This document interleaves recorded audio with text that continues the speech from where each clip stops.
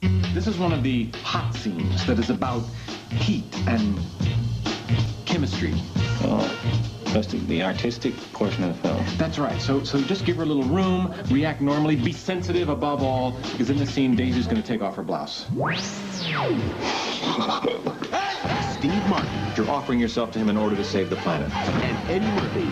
Awesome. Bowfinger. You're doing great. Rated PG-13. Starts Friday, August. Hello, everyone, and welcome to the Not Content Podcast. My name is Jerome Cuson, and here tonight we are going to be discussing the final movie in the month of March with Eddie Murphy. We are going to be discussing 1999's Bowfinger. So we're going a little bit forward here in the timeline. Of course, you should leave a 4 or 5-star review on Apple and Spotify to get those algorithms going. Please like and subscribe to us on YouTube.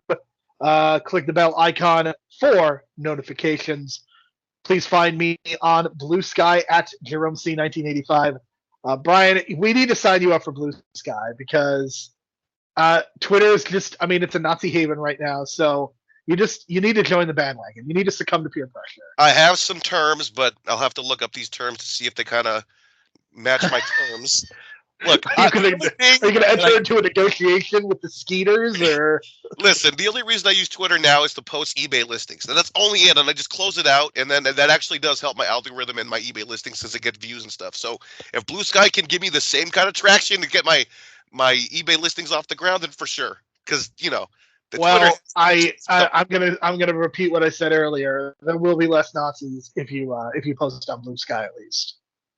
For sure, and maybe I'll post some opinions or two, but I haven't really wanted to do that in a while. But you never know. You never know. I might have a comeback of my Brian's stupid opinions or something like that. But right now the focus is on. You are responsible for help building the following of a Twitter account by simply tweeting out PWG results. So. I know that's a tough act to follow. What? What's PWG? Pro Wrestling Guerrilla, the former West Coast Wrestling Federation of note. Oh, that's from the past era. Yeah. It's from the before time. It's like where Captain America and Scarlet and Red Widow after the snap. Like it's after. Oh my God. About. Oh boy, because I've heard some things about PWG folks that. It's looking like it's never coming back, but let's not speculate. Sometimes you got to let things go, man. Like, I think there's something to be said for that. Like, it's better to go out on top than to just. They kind of faded away, I guess, a little bit at the end, but they've got quite a legacy. Speaking of legacies, we are going to stay in Los Angeles because we are talking about Bowfinger. I like this movie. It's a perfectly cromulent movie. It's not my favorite. I have a weird relationship with Steve Martin. Like, I like Steve Martin, but most of the time when I watch a Steve Martin movie, I'm like, well, that was okay. But with the exception of like Planes, Trains, and Automobiles and a couple of other things, I'm never like, wow, that Steve Martin movie was so great. And like, this movie's fine. I think Eddie Murphy's performance is probably the standout. This has to be one of Eddie Murphy's best performances for sure, given some of the other dreck that he was in the 90s, but it just feels like he's kind of in a different movie than everybody else, and he's the only one that's truly funny. I think Heather Graham kind of gets better as the movie gets going and gives her more to do, even though when you read the backstory about who Heather Graham is based off of, it kind of adds a certain level of darkness to it. Have you read about this, Brian? Anne Heche, and that explains the lesbian joke at the end of the movie. Yeah, not great, especially given what happened to Anne Heche and given all those things. Well, for the record, I guess that we have to also add that Steve Martin was dating her during the pre-production of the movie or something. Yeah, it's production. I don't know, man. But I guess that's where he got the okay, I guess. But it's not like he casted her in the role, right? I don't know, man. Like it comes like 25 years later, it just comes off as kind of gross. Like, not just because of the age disparity, but because of like the way that he treats the Heather Graham character. And if the Heather Graham character is a stand-in for Anne Heche, then, man, I don't know. Like, again, I don't blame Heather Graham for this. I think Heather Graham does as good of a job as she can do. And this was kind of her heyday. Like, Boogie Nights, she was in this, and in Austin Powers. I don't think people realize how big the Austin Powers, The Spy Who Shagged Me was. Like, that sequel was a huge deal in the summer of 1999, and Heather Graham was a big part of it. So this is kind of her peak, and I think she's fine. I think, like I said, I think Eddie Murphy's really good. I think Steve Martin is fine. I just want to point out, Brian, there's the most important fact of this movie. This is the second movie involving Robert Downey Jr. and a FedEx delivery. Just saying. Yeah. Well, let's talk about Robert Downey for a second. So this is not necessarily part of his comeback. This is still him trying to get in the good graces of people's, goodwill and stuff. He's only got 3 scenes in the movie. He's a very, very minor character. He's more of a character that kind of is more of an antagonist to Steve Martin's character to kind of get him on his journey. But for what it was, like, he plays a good scumbag producer. Like, I'm not gonna lie. Like, for his this is when he was on drugs, to be clear. Yeah, and he his line about his wife was pretty gnarly. Talking about how he lost the kids in the divorce, but he got the car, and that's all he wanted. Jesus Christ! But that's such a Hollywood thing to do, man. But yeah, and then the fact that, like, he notices that his one and only unique car is somehow in the movie, just that look on his face just has me dying all the time, and that's the end of the movie. But that's just one of those little Robert Downey Jr. kind of moments, you know what I'm saying? That for like a little 10-second snippet like that, he can kind of like give us a great reaction. So I thought he did a good job for 3 scenes. I mean, he's got a reputation as being a really, really good actor. I mean, I think he's kind of been lost to Iron Man, and I think Oppenheimer was a reminder of just how good he is, and now he's immediately going back into the Marvel universe, and it just feels really unfortunate. I don't know. Is it a situation where, like, doing these roles and doing these kind of things is triggering, and Marvel is kind of safe for him to go because there's some distance? But I don't know. And again, if that's the reason, then I think it's totally understandable. And again, given the money they're offering him, I certainly would not turn it down. But it just feels like we could be getting a lot better movies out of Robert Downey Jr. than what we are. And I think this movie kind of shows that. Like, he's not in comic book mode. He's not even really like in super Robert Downey Jr. mode, like he is in Iron Man or even Kiss Kiss Bang Bang. But this is something very different, and it was appreciated. For sure. And I think we got to also credit Terrence Stamp for being this, like, underrated comedy actor, because we know him as, like, the, Zod and all these serious roles that he's in. But I think him as a deadpan delivery actor for the lines that he was given for this movie, just tremendous stuff from him. Being the leader of the I'm just excited that with hindsight, we now get to say that Dr. Doom and Zod were in the same movie. Yeah, in the same movie with Eddie Murphy playing 2 roles. So it's a crazy cast, and it's crazy to think about looking back on it. But just the fact that Terrence Stamp could take this role, knowing that he probably just got it because, like, he's got a serious look on his face, and they probably just told him deadpan, and fucking he just nailed it. And the thing about what are the 3 things, Keith, or what are the 3 things, Kit? And then he's just telling him there's no aliens, blah blah blah, and don't show your junk to the Laker girls and shit like that. And you realize that the character that Eddie Murphy's playing is truly like a guy that's, like, on the edge mentally. Like, the dude has some really messed up sexual issues. He's a predator. And, like, somehow he's like this big star. I mean, I would argue Steve Martin is also a predator as well. I mean, the movie is kind of gross towards women, which I didn't realize that was a part of Steve Martin's comedy. But man, like, if this is an entree into his head, then yeah, I'm not totally impressed by that. But it's there's some very strange choices, and again, I think some of this is, of course, with hindsight, and I'm not sure people would have the awareness now that they did then. But I think what I think works about this movie is, to me, so I think there's the thing that works about this movie is I think Eddie Murphy's great. I feel, especially after watching The Player, and maybe it's because I watched that movie so recently that I can't help but compare it.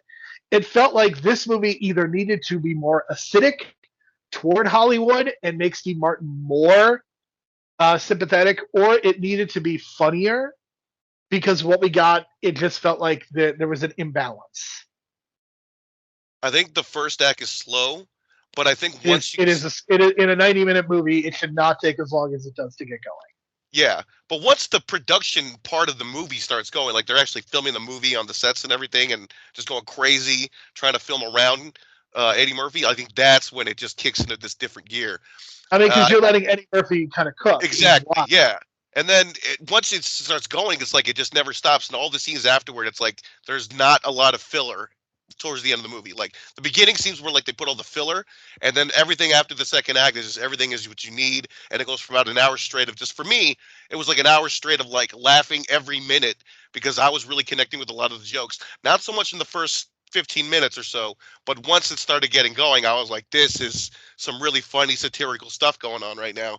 And then once Eddie Murphy like plays his own brother, that's when it becomes even funnier, I think, because I don't know, just something about this character that he creates as his brother character, the way that he smiles and the way that he's just reacting on the camera, it's just something about it. It's almost like a Clark Kent Superman type situation where it's like he's playing these two, I mean, they're both brothers, obviously, but they're just two people on different sides of the spectrum. And like this guy that he portrays, this nerd, is so like ridiculously he's playing Urkel and Stefan, right? That's what he's doing. That's pretty much it. But I think the Urkel aspect of it, I think his idea, I don't know whose idea it was, but I think the braces was a genius move because it adds a little more to the smile, and it makes him have to smile even wider to show you the braces. It's little details like that. I think when you add a little detail to a character, I kind of wish the commentary was stronger about Eddie Murphy playing two characters, because this is something that he obviously did in The Nutty Professor, and I feel like was there another movie where he did multiple roles as well? Coming to America. Right, Coming to America. So he's done this before. I just wish it was more of a commentary on that, and it wasn't just, okay, we're doing a Hollywood kind of pseudo parody, and Eddie Murphy's just doing two roles again. I kind of wish there's more teeth, and I think again that's kind of what I want. Steve Martin as a writer, just I don't think that's his brand in terms of his writing. Like the way that I would describe his writing is I think that his strength is kind of doing a New Yorker style, and it's fitting because a lot of his stuff does get published in the New Yorker, which is why I think something like Only Murders in the Building is kind of his, like, that is the perfect wavelength for Steve Martin and his writing, just because I think that show is so specific. And I think Steve Martin kind of being older really helps that as well. And you watch that show, and I think it really does match the sensibility of Steve Martin, and the whole show is kind of built around that comedy, and it works. Whereas this, it just feels like he's going for something with a little bit more of an edge, and it isn't quite successful. And to be fair, like I was reading some of the commentary around this movie, and it is something that's extremely popular. It definitely got a lot of rave reviews in 1999, and it definitely had a lot of positivity. I don't know if people revisited this 25 years later, would they have the same opinions and viewpoints? I mean, like I said, I don't think this movie is bad, but I wasn't as high on it as other people are. Again, I think when Eddie Murphy is on the screen, I think this movie is electric. And I think you're really seeing the fact that it is something that is worth watching. But I think when Eddie Murphy isn't on the screen, then I think that the movie is very inconsistent. And like I said, I think Steve Martin, for me, I think if I were to illustrate why this movie doesn't work, then it's because Steve Martin is kind of leaning too much into like either being a creep or not being sympathetic enough. And that's why I felt like if the movie was more acidic, and by acidic, I'm specifically referencing like the Hollywood aspect of it and making everybody else kind of more unlikable.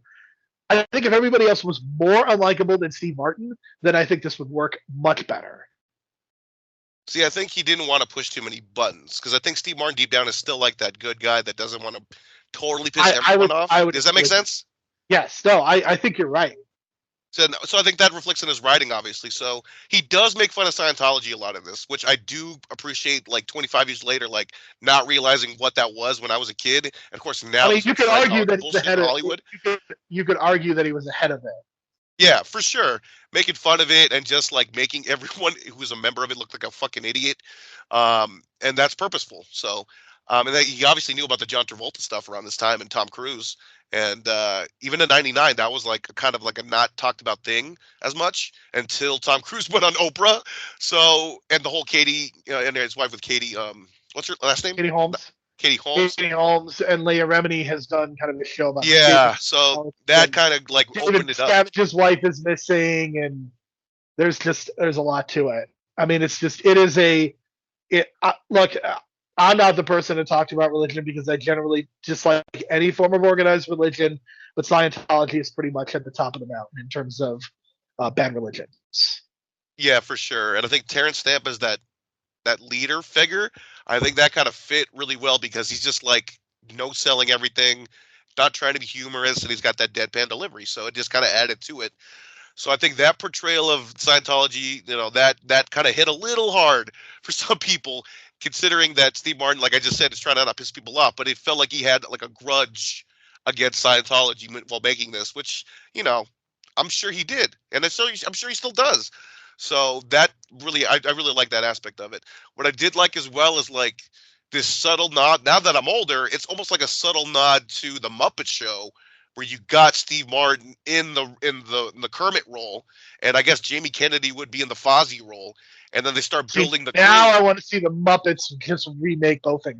That's what I'm saying. I think that like you could do this in a Muppet version and still make it really good, and then you could still have Eddie Murphy maybe in the same role, but and then just it's like the meme where everybody is a Muppet except one character, so you just have Eddie Murphy. Yeah, how has Eddie Murphy ever done anything with the Muppets? That feels like a mistake. Might be too safe for him. You never know, but.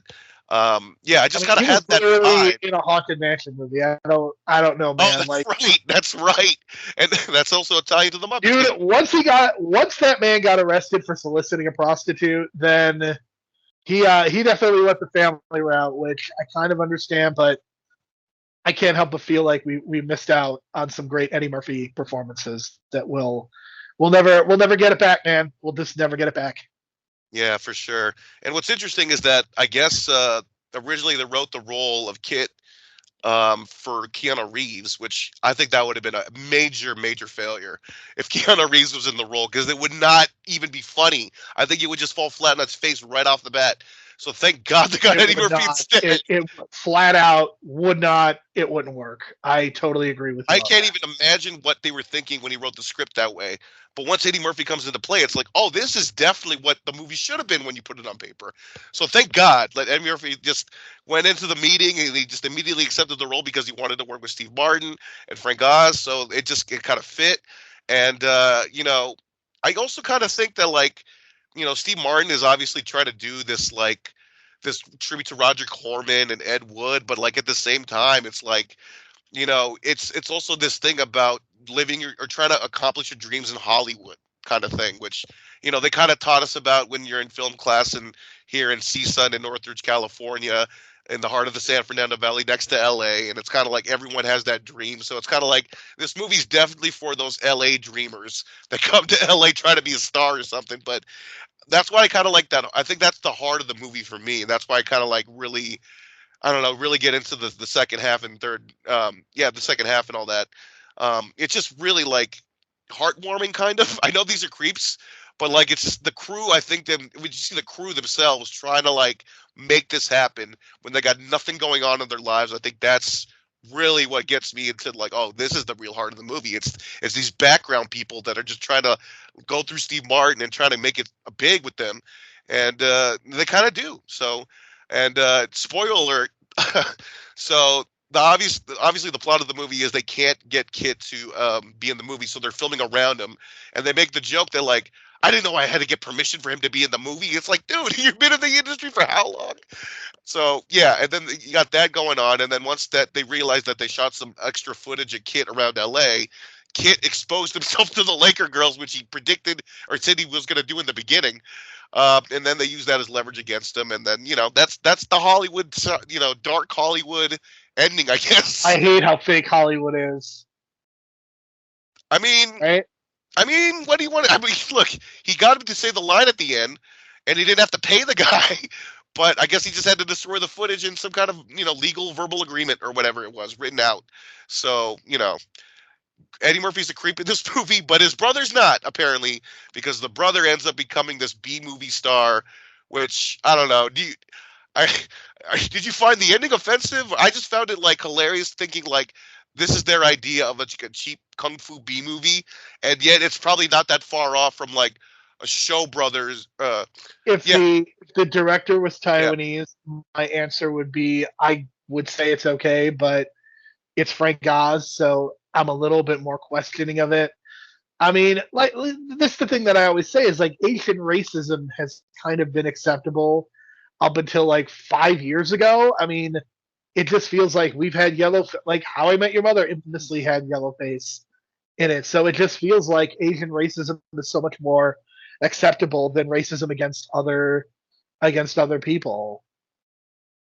See, the thing with the scene is like it's not like Eddie Murphy or Steve Martin are playing Asian characters. I don't think that's Right. No, I want to be clear. Like, yes, Yeah. they are not. They are But not they're playing just making Asian fun of kung fu movies in general with like the way Correct, filming yes. it. I mean, and, it's like, still kind of weird, but it just doesn't. It But I doesn't. was laughing because it's not just it's Eddie Murphy as the brother character Jiff doing that shtick, and you can clearly tell like he has no coordination, and they're just trying to shoot around it. That's the shit that I find hilarious. Is like, how are they going to cover this up in post? How are they going to cover this up in post? And somehow they just covered in post. So I'm watching this ending sequence, and I'm like, they're going to have a lot of editing to do. But it's not even that they're stopping and moving like the camera around. They're just doing long takes the whole time, which of course feels very Roger Corman. You know what I'm saying? That idea of like, let's get a movie done in like a week, guys. Can we do it in a week with $2,000 in single bills? Let's do it, guys. And that's what that was. So yeah, I just like this idea of like this old school B movie making magic mixed with like late '90s Hollywood. So because like it feels like this is the end of an era too, like the end of like the B movie era that kind of like was able to make money in Hollywood, and that's kind of what Roger Corman. I mean, I think the B movies have evolved. I guess like They they're become still more being made. production A level, right? This is definitely But I feel like B movies have become more like pastiche, and it feels like a lot of the movies are done in like Central Europe, and that's how you get like Bruce Willis infamously doing all the movies he did. So like we're still getting like straight to VOD movies, but they don't feel like B movies because the production values are not that different. I guess that's part of the issue is that like with a B movie in the old days, like you could just tell it was a B movie, whereas now it feels like it's much harder to decipher. Yeah, that's why I kind of feel like this is like a movie kind of signifying the end of an era in Hollywood, you know, that B movie era. Because I mean, that's what 1999 is. 1999 is the end of an era in so many ways. It's like the last great movie year with so many great original movies, and then everything, like it just feels like we've fallen into this pattern of so many sequels and franchise-based movies. And you know, something like Mickey 17 is opening to $20 million, which is not terrible, but I mean, that's supposed to be kind of a big movie, and it's just very concerning. Like the original movies, if it's not a horror movie, if it's not a John Wick type action movie, then it doesn't feel like it's finding a lot of success right now, and it sucks. Yeah, that's kind of where I'm at too, and my feelings of that, because I really want to watch Mickey 17. I just, as of this recording, hadn't had a chance to, but I was looking at the box office you were mentioning. So it's a little concerning, but I don't know. Maybe they just spent too much on Mickey 17, you know. But that's a whole different discussion. That's absolutely a separate conversation. Yeah, but I mean, for 20 million, I would say that's for what I would expect, you know, from like something like that. So, but I would too. I would not spend $200 million on that movie. Right. So that's another issue, but does tie into this end of this era, and I want to mention that summer of '99. In terms of like big comedies, like this made money. This had a budget of 55 million, grossed 98 worldwide. But you also mentioned Austin Powers 2, which was huge. I saw that in theaters like twice, maybe. Yes. I don't think people now appreciate how popular that movie was. Yeah. Like it was ubiquitous. Like it hit, other than Star Wars: The Phantom Menace, that is probably the most zeitgeisty movie of the year, along with The Matrix as well. But I feel like even The Matrix was a little bit different. And you also had American Pie come out this year. I think I just mentioned Mystery Men. Like, there's a lot of big comedies that came out in '99, and it feels like afterward we only get like one good comedy a year. Does that? I don't even know that we're getting that anymore. I mean, all the comedies are being. I mean, Happy Gilmore is literally going to be released on Netflix in June. And I think that's a mistake too. I think that's a mistake. I think it's an enormous mistake. I don't know, man. Like, I feel like that movie could gross between 75 and $100 million. And the fact that they're just not releasing it Like the fact that they're just going to release it on streaming is just it's unbelievable to me. But I don't know. It's not the Also, industry. Big Daddy was this year too, '99, which is another that made a lot of money too. Not a movie I enjoy, but a movie that was extremely successful. Yeah, and like, how many? We just mentioned like 5 comedies that made money in. Oh, maybe not Mystery Men, but a lot of comedies made money in '99. So it's like, wow, you know what I'm saying? Like, People don't want to laugh anymore, Brian. That's not to mention Eddie Murphy had Life coming out 4 months later, which became a cult classic because I think that's more of a drama than a comedy. Honestly, it does have great comedy moments, but I think overall that movie hits hard as they get older and all that bullshit they have to go through. We'll talk about maybe Life in a different episode later down the line because I think that's more. I want to say that's more like I want to do more of a Martin Lawrence kind of focus because right now we're doing Eddie Murphy. But like I just, Life is a whole different discussion, obviously. But I think that's definitely a cult classic at this point. But Bowfinger, man, I think it's a strong like 7.5 out of 10. It's not an 8 because the writing is not as strong, but it hits with all this like ad lib dialogue that they had to do, or not had to do, but they just decided to come up with because Eddie Murphy was at first doing what the lines were stating on the page, but then they realized, let Eddie Murphy be Eddie Murphy. Just let him have ad-libs here and there. And once he started doing that, all the cast started doing it, and that's when I think things started to pick up for the cast and the script wise, because everything started clicking once they started doing the ad-libbing. So I think that's a big part of it. So yeah, 7.5 is like right perfect, I think, for this movie. And I've seen this movie so many times. I'm at a 6. I'm not as sold on it as you are. Like I said, I think it's a perfectly cromulent movie. You could do a lot worse than watch this, but it's not my favorite. I think it's fine. I do like Eddie Murphy is the reason to watch the movie now. For sure. And God, that it's so crazy that I think that's the same jacket that Steve Martin has in The Jerk. I could be wrong on that, but I feel like that's the same jacket. And I don't know if have you seen The Jerk? I know it's kind of like a mixed bag for some people.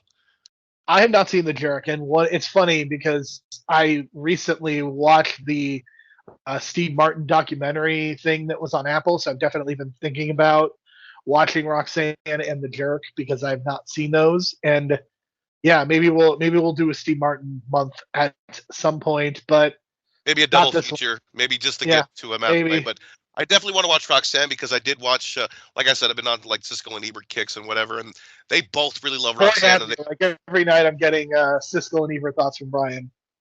Yeah, for sure. But like, they really love Roxanne, and they had this thing about like comparing like Steve Martin was like kind of hit or miss before that, and they didn't like The Jerk. And then once Roxanne came out, they realized, oh, finally this guy finally found it. But then he kind of lost it again because nothing kind of came close to that kind of love that they gave it. So, but I think Bowfinger kind of was that resurrection of it. But then Steve Martin kind of just started writing less, I guess, and then he became a little more serious with Shop Girl. I don't know if you've seen Shop Girl. Is it a quiet place? It's like a Lost in Translation knockoff. It's fine, but it's like I said, a clear ripoff of another movie. Yeah, and that's kind of like Steve Martin. I think he's at his best when he's just like doing like wholesome stuff. And then when he tries something like this, he doesn't necessarily knock it out of the park, but still he got most of it right. So I think what we need to watch is Roxanne. To be honest, I think that's what we need to watch to get the full Steve Martin experience, I think, because that's kind of like the height of his powers apparently. But and that was 87 and this is 99, so that kind of tells you a lot. And they also make fun of the fact that I guess he was like, I don't know, they say he was 49 in the movie, but if you do the math based on the whole $1 a week thing that he was saving since he was a kid, it's supposed to be he's 52. Did you notice that? Yes. Okay, I thought that was hilarious because that was a math joke, ladies and gentlemen, and you can only pick that up if you like read the trivia notes, because I didn't even pick that up. So that's again the whole age thing in Hollywood. I'm 49, but I can possibly I can pull off 38 or whatever. Just whatever, dude. You're 45. Just say 45 and I'll believe it. But yeah, just Steve Martin in this era, in that transitional era to like, he's about to do that comedy with Queen Latifah in a couple years, which I don't know. That seemed to be his like last big widespread movie before he did Cheaper by the Dozen, which wasn't good, but it made a shit ton of money. Yeah, that also makes FX money, if you know what I'm saying. When it comes to FX putting a movie on 24 hours a day during a holiday. Oh yeah. Yeah. That definitely hits that, scratches that itch for sure. Yeah, but then I think I think like you mentioned, only Murders in the Building. I think that's probably where he's at his best right now. Like not necessarily being a starring. He was never an A-list player in Hollywood, but I would definitely think he was a great person to rely on for like a script or like a comedy role, and that's kind of what he's doing on Hulu right now. I haven't watched the show, but I think once the show is completed, I might want to check it out in a I full mean, binge it's through. it's going to be entering its fifth season. It's kind of impressive that it's gotten the run that it has. I mean, it's going to have a solid 50 to 60 episodes, and Steve Martin has said that this is going to be his last thing. Like he's going to ride off into the sunset. He's 79 years old, and I kind of can't blame him. Like this show is a great final act for him. So good. So I say good on him. Yeah, and I can't help but thinking like if John Candy was alive, what role would he would have played in Bowfinger? And I think he would have played the writer. Certainly possible. All right, Brian. Next week, Ben Phillips and we are going to be doing our list for this year. We're going to be doing a two-part series, one in April and then part two in July. Brian, Ben and I are going to be ranking the 28 Pixar movies. Are you excited? I'm excited, and I hope that Bug's Life gets some love because I feel like that movie is so underappreciated, underrated, only because it came out in the shadow of Toy Story. But I hope you guys treat it well and put it on the high part of the list. I have seen Ben's list. It's the thing is that I don't think our opinions on the movies are going to be that different. But I think the movie that ends up being number one might not be either of our number ones, if that makes sense. Oh, I believe it because, look, I'm one of those people that likes Wall-E but doesn't think it's this classic. Only because I'm one of those people that, as a kid, saw Short Circuit, and during the whole fucking movie, I'm like, why does this guy look like Johnny Five? You know? And I was one of those people, and I still can't get it out of my head. And if I were to make a choice, I would probably say I think Coco's better than Wall-E. Yeah, we'll see. We'll get into that next week. So Brian, in 2 weeks, I have a proposal for you. So we are going to be doing for most of April, we are going to do baseball month, but I think in 2 weeks, instead of doing the documentary about the earthquake, Brian, I think we should review Queen of the Ring, and I think we should pair it with the Mariah May Tony Storm trilogy. What do you think? Wow, that's asking a lot, man. But I've seen the whole trilogy, and I fucking loved it. And I was there, folks, in LA. You were there. That's why I want to do this. I know, and it was great. I'll just say that it was a crimson mask that I wanted, and I got both crimson masks. So there you go. But I'm for it, man. Yeah. So I haven't seen Queen of the Ring yet. I want to see it so bad. I'm just worried because usually I go to like two close theaters, either like one near me or the other mall, like one of the two malls. And unfortunately, it's weird that they're not showing it there, and I have to go to some other weird mall that I usually don't go to. So that's not a good sign. But I don't know. Well, I don't know if it's going to be quick to digital. We'll see. But I hope it makes money because it didn't have a good advertising budget. Let's just say that. It did not. So we will figure that out. So yeah, Brian and I will be back in 2 weeks. Ben and I are back next week, and then the final 3 weeks of April, we are going to be doing our baseball theme. We are going to be kind of finishing up some Ken Burns. We're going to watch the 10th inning. It is the 50th anniversary of the 10th inning. We are also going to be watching Ken Burns' Jackie Robinson documentary. It's fitting to do that in April since it is the anniversary of his debut in baseball. And we are going to be reviewing a documentary that Brian is this is a Brian pick all the way. We are going to be kind of paying tribute to the legendary Fernando Valenzuela by watching his ESPN 30 for 30 about Fernando Mania, which I know you are very much looking forward to. Yeah, and I'm still shocked that Ken Burns completely cut him out of the most important baseball documentary of all time. Mixed feelings on that one, folks. But Yep. Yeah, just at least we get the full story. And these do have. This was shot when he was alive and in better health, so you get the better visual. Because I know that those pictures of Fernando around the time of his death were just so hard. It's so hard to look at. But I think he's in good health when they filmed these interviews, so it's a What very is positive up with story. what is up with Dodger players and tragic endings? Jackie Robinson dead at 53, Roy Campanella and everything he had to go through. I mean, Sandy Koufax is dead but having to retire so young. There's a lot of tragedy in the Dodgers. Listen, if something happens like that to Mike Piazza, I don't think I'll have as much feeling because he went to the Mets, and that's a whole different story. And I did stop. Mike Piazza isn't. I mean, he's more associated with the Mets at this point. Yeah. I guess heaven needed a Dodger, man. Heaven needed. Oh my goodness! I see what you did there. Any yellow roses? To hand No, no yellow roses. But yeah, we will be back next week. So for Brian, I'm Jerome. Thank you so much for listening. Like I said, we'll talk to you next week.